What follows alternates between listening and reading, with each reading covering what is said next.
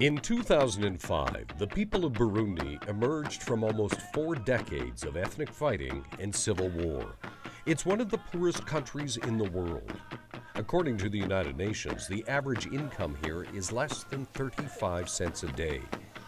80% of the population lives in extreme poverty. The country depends on foreign aid. Social infrastructure, hospitals, and schools are in deplorable condition. Children are dying and becoming orphaned because of HIV/AIDS, malaria, and malnutrition. In the capital, Bujumbura, UNICEF estimates as many as 5,000 children are homeless and living on the streets. Among them is 14-year-old Saeed. He spends his days searching for food. His home is a patch of weeds in an open field.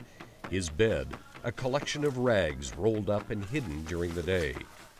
His neighbors are a group of older boys living in a makeshift shelter, surviving on what they can scrounge each day. Flexion, Devin, assis-toi.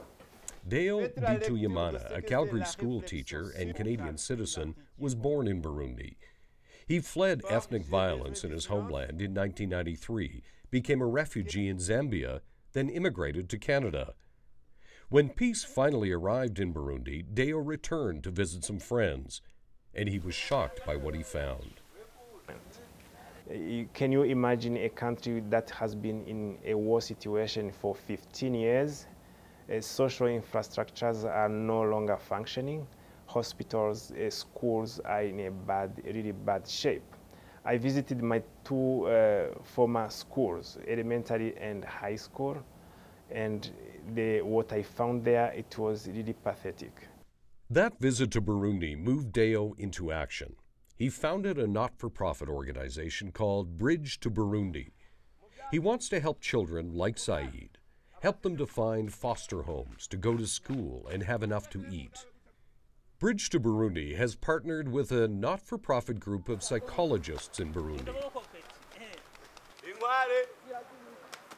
Mia is a childhood friend of Deo's. She saw how children in Burundi were suffering from poverty and from war.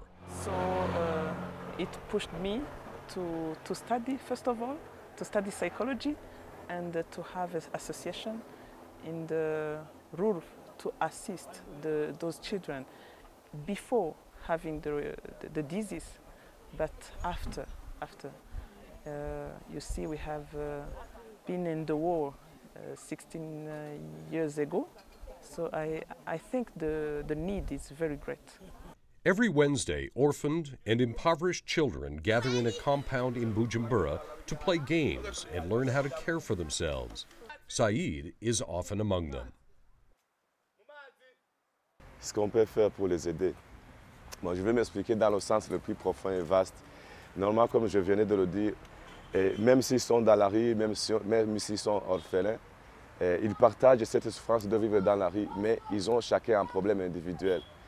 La première chose, c'est les écouter pour qu'on puisse avoir l'analyse de la situation, pour savoir les causes les plus importantes de leur présence dans la rue, de leur souffrance. Si une fois, après avoir les écoutés, c'est la construction d'un projet de vie plus ou moins réaliste par rapport à chacun. Mais sinon, si on fait comme une aide collective, ça devient un peu très vague. Mais si on fait dans le sens de l'écoute, écouter individuellement, on peut construire un projet de vie plus ou moins réaliste par rapport à sa situation au niveau de la rue. Yeah. 9-year-old Cynthia was a baby when her parents were killed during the Civil War.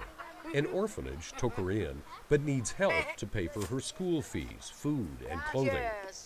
She loves school and loves to help in the kitchen. Her goal in life is to do both. Mary Louise Mandrillo has become a foster parent through the volunteer psychologist's efforts. In the Bujumbura slums that she lives in, Mary Louise already cares for 4 children of her own, but she took in 2 more when their own parents, destitute, couldn't feed or send them to school. Because I have pity. Yes.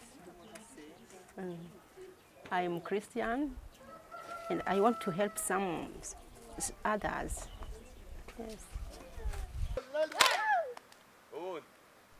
Deo and the psychologists are searching for more foster families, for more children. And then take them back to school. We want to provide nutrition. We want to provide education. We want to provide spiritual and moral support to those children who are on the street or those children who lost their parents during the war, who are orphans, and support them in their daily life and make them live like any other human being around them. Saeed may be too old to find a foster family, but he needs food, he needs health care, and he wants to go to school. Yeah, I want to be skilled like others. How will that help you in your life? wibaza ko byogufasha mu buzima byamufasha byogufasha iki gufasha iki kubera nk'ubu sinzi gusoma no kwandika noca ndabimenya gusoma no kwandika. Yeah, it can help me to know how to read and write. Deo, Maya, and the volunteer psychologists have set a goal of raising just over $27,000 a year for food, clothing, school fees, and medicines for these children. A modest amount when you consider it will provide a better future for 60 children. I'm inviting people to join our helping hands to make sure those stumbling kids can stand again. I want people to give with a loving heart so that those children can have a home, a shelter, can be able to go to school and be able to read. So I want people to answer the God's call to feed the poor, a God's call to help those children who are in need. To become a sponsor or to make a financial contribution that will change lives, please contact Bridge to Burundi.